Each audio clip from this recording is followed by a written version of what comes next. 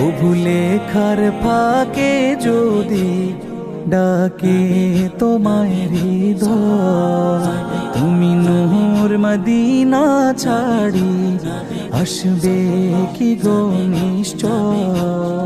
কভু লেখার ফাঁকে যদি ডাকে তোমায় হৃদয়, তুমি নূর মদিনা ছাড়ি আসবে কি গো নিশ্চয়। যদি রাখো সত্যি সত্যি চরণ পাপীর ঘরে, জীবন কাটিয়ে দেব তার ছাপের চারিপাশে,